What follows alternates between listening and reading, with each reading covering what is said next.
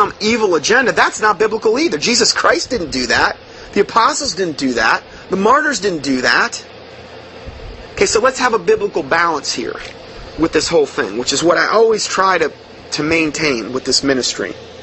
Not saying I'm always successful, but in as much as I can, I try. So this next article is from Pastor Mike Slattery. This just came out October 10th. Pastor Slattery, we need to pray for him. He's going through some personal issues with his family, and we just need to pray for him and his ministry.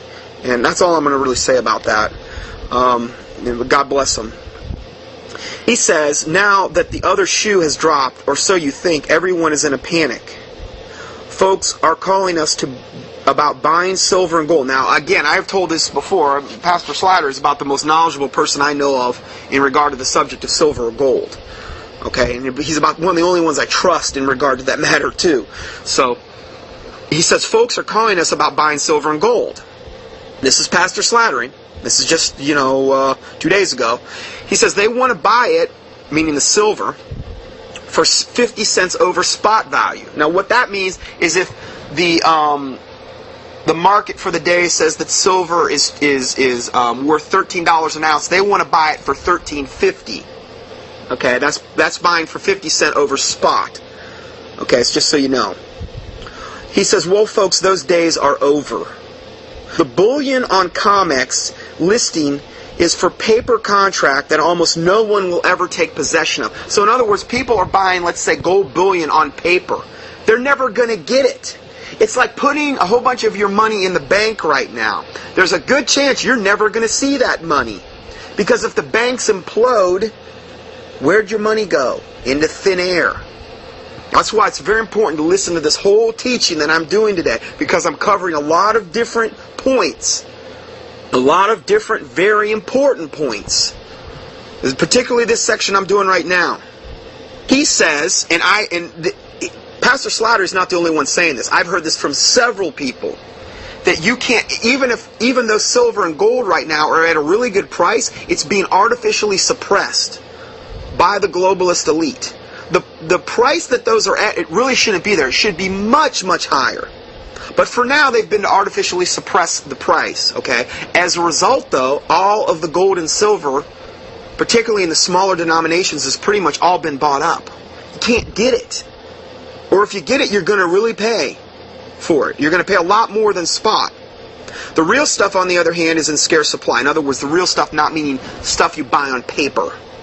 Silver is selling for way over its spot price. Kitco is actually paying $1.35 over spot so that they can just have some for sale to others. Now let me tell you something. If Kitco is paying $1.35 over spot for silver, let's say it's selling for $13, Kitco's paying $14.35. Do you realize what they're going to charge you to buy it? I don't even know. Probably at least another $1.50 over that. I mean, they have to make it worth their while, don't they? They're a business. Normally, in times past, these companies wouldn't ever buy over spot. Ever! I've never even heard of this. I mean, I'm sure during maybe times when there are certain extenuating circumstances where that might be the case, but it's not normal, okay? Normally they buy well under spot, but they're actually paying for these metals $1.35 over spot right now. In fact, they, meaning Kitco, do not even list them on sale or any other silver other than 100-ounce silver bars. That's all you can buy from them. 100-ounce silver bars. That's not exactly a real convenient way to get silver. I mean, it'd be one thing if you had a 100-ounce silver bar, but if times got bad, how are you going to use that as a bartering tool? I mean, it's not broken up. You can't, how are you going to make change on that thing? If you wanted to buy a big ticket item, that would be fine. So anyway, that's just something to think about here. The president has no idea what he's talking about. Secretary Paulson is a shill, and all you folks who thought that they had money, while in fact they were bleeding the value on their home, and all you folks who thought that they had, and the folks that thought they had money, while in fact they were bleeding the value on their home on a reverse mortgage, or some other home equity loan are going to wake up one morning to nothing but the realization of the slavery that they have been in all this time. This is some harsh stuff we're talking about today, but it's pretty much confirmation after confirmation. So here he goes. He says, okay, I'm going to say this one more time. Now, Pastor Slattery's been saying this for years. Number one, get your money out of the banks. Get your money out of anything connected to a social security number. Sell your stocks. And then he says, oh, you don't think they can go any lower? Yeah, they can. Buy gold and silver and food and ammunition and make sure your property taxes are paid up. Now this is what he's saying. Pay your rent up a few months ahead if possible. Buy a diesel generator. Do not give 1 penny to a government agency that they do not force from you, and that includes any 501c3 organization. What would that imply? Don't give your money to a 501c3 corporate church or ministry. I don't give my money to those things. And that's 99.99% of all churches and ministries. Unfortunately, I hate to say it, but that's the case. Be careful where you put your financial giving, because you are accountable to God for this. There's very few ministries out there that aren't that way. Okay? I am one. I don't know. I know there's others.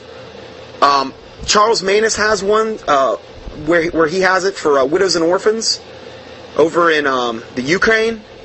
But there's so few. I mean, I'm talking, there's just so few. Here's another option. Okay, then he says, pay your property off if possible, and if you live in an urban area, start thinking about other possibilities. Now, there's another option here on this one. I'm not disagreeing with him, but I'm saying there's another option here. If you want to go even further than that. Okay, because here's the deal. You pay your property off, doesn't really matter. They can still take your house from you. They know where you're at as well. Now, I'm talking right now, I'm talking real worst case scenario. But it's going to come to this, eventually. It's going to come to this. If you pay your property off and you own it, you just become a gigantic target to them. Why? Because you have an asset that they want. They want it all, remember. The world is not enough. They want it all. You're sitting duck as far as I'm concerned. What you may want to do as another option is go out, and if you don't have one, get a truck. Do what you've got to do. And either get a truck or something that you can pull either a fifth wheel or a travel trailer with. Okay? And there's a book that you might want to buy called How to Be Invisible by a guy named J.J. Luna. How to Be Invisible by J.J. Luna. And there's ways that you can title that vehicle that's perfectly legal and or the travel trailer or fifth wheel, which protects your privacy to a much greater degree. The option that you have if you have a fifth wheel or a truck, you can go on a moment's notice. You don't have an address where they can necessarily know exactly where you're at. Now, I don't think there's anything biblical about what I'm talking about here. I'm just talking about you may want to do this. You may not. It's different for everybody. Do as the Lord convicts you to do. And if you have a fifth wheel and truck, if you really want to go the distance, buy some solar panels for it. Go up on Amazon.com. They've got windmills you can buy for like $400 or $500. You can actually mount these things on the vehicle. I saw one the other night on the 6 o'clock news. They showed this guy. This guy was totally self-sufficient. Between his windmill and the solar panels on his I think he had a little RV is what he had. He actually even collected the rain that fell on the roof. He had his own water supply from the rain that fell. He was totally self-sufficient. He wasn't dependent upon the power grid, upon their electricity. He wasn't dependent upon them for water. Tell you what, you want to be as undependent upon any governmental, I'm talking about electricity as well.